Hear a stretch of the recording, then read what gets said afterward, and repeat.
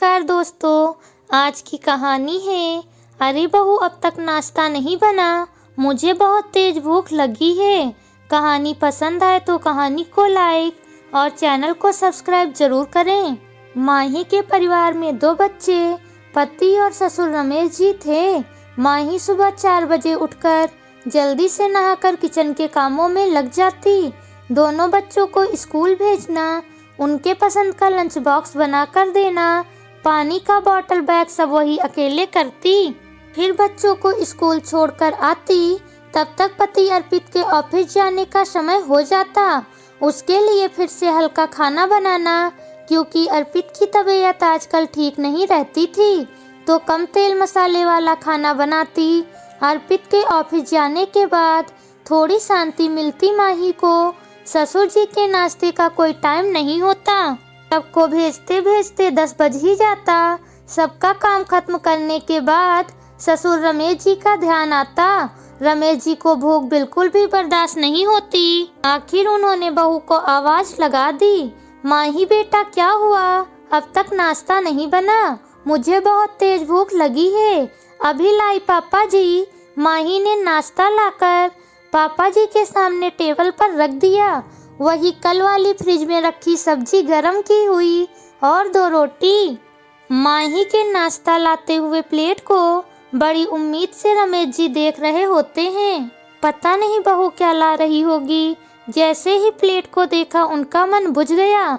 ये क्या बहू, कल वाली सब्जी आपने तो बड़े चाव से कल खाया था, आज क्या दिक्कत है। रमेश जी चुपचाप खाने लगे और पुरानी यादों में खो गए। रमेश जी सुबह की चाय अपनी पत्नी के साथ पीने के बाद आने चले जाते। 1 घंटे उन्हें पूजा करने में लगता था, फिर नाश्ता करके ऑफिस निकलते।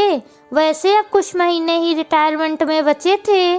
बाहर बैठे ही बैठे वह अंदाजा कर लेते कि आज उनकी पत्नी सुमन ने क्या बनाया है।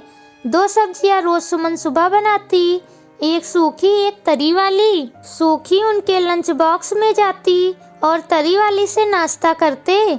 दही उनका डेली के खाने में शामिल था। रमेश जी कहते तेरे हाथ में जादू है सुमन, कोई तुम्हारे जैसा खाना नहीं बना सकता। सुमन के ओठों पर हमेशा मुस्कान रहती। उसका मानना था घर की गृहिणी को मुंह लटका कर नहीं रहना चाहिए, इसलिए वह हमेशा खुश रहती। कुछ महीने बाद रमेश जी रिटायर हो गए। एक नए तरीके से जिंदगी ने फिर रहने के तौर तरीके सिखाए। पति पत्नी दोनों साथ साथ अब अधिक समय गुजारते, अक्सर दोनों घूमने जाते। इसी तरह खुशी खुशी समय बीत रहा था। एक दिन रमेश जी मार्केट गए हुए थे। उनके दोनों हाथों में थैले थे। घर के दरवाजे तक पहुंचते ही फ्लैट के बाहर लोगों की भीड़ दिखी। उनके पड़ोसी बाहर खड़े थे और महिलाएं अंदर थी। एकदम से सभी को देखकर वह डर गए। सामने काम वाली बाई खड़ी थी, उससे पूछा तो वह रोने लगी। भागकर वह अंदर गए तो देखा बेड पर सुमन जी बेहोश पड़ी थी। उन्होंने सुमन का हाथ पकड़ा तो देखा बिल्कुल बर्फ की तरह ठंडे थे। हमेशा की तरह फोन घर पर ही भूल गए थे रमेश जी। उनके मित्रों ने फोन भी किया था। रिंग होने पर पता चला फोन घर में ही रखा हुआ है।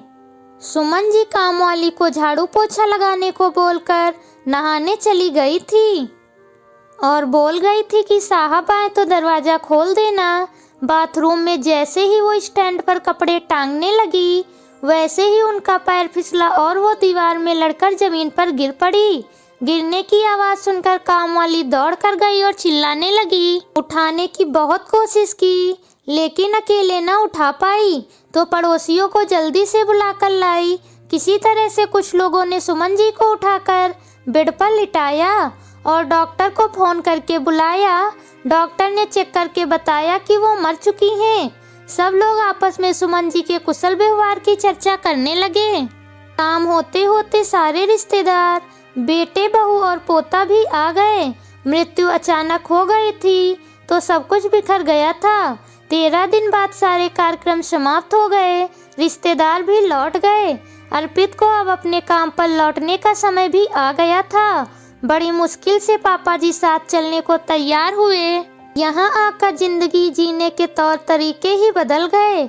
रमेश जी बिल्कुल अकेले पड़ गए। कोई साथ था तो बस सुमन जी की यादें। महीने साल गुजरते चले गए, 8 साल होने को आया अर्पित के घर रहते हुए। रिश्तों के मायने भी बदलने लगे थे अब, अपने आप को बोझ समझते सबके ऊपर। 70 साल की उम्र में ही 80 के लगने लगे थे। बेटा भी उनकी बातों को अनसुना कर देता, क्योंकि वह अपने ऑफिस के कामों में ही उलझा रहता और बहू जब भी गुस्सा होती तो सारा गुस्सा ससुर पर निकाल देती। कहती अब आपकी देखभाल मुझसे नहीं हो पाएगी, आप गांव में जाकर रहिए। ये सब सुनकर रमेश जी रोते हुए अपने रूम में चले जाते। पति पत्नी में कोई एक पहले चले जाने से दूसरा अकेला रह जाता है। जीवन अकेले गुजारना बहुत मुश्किल होता है।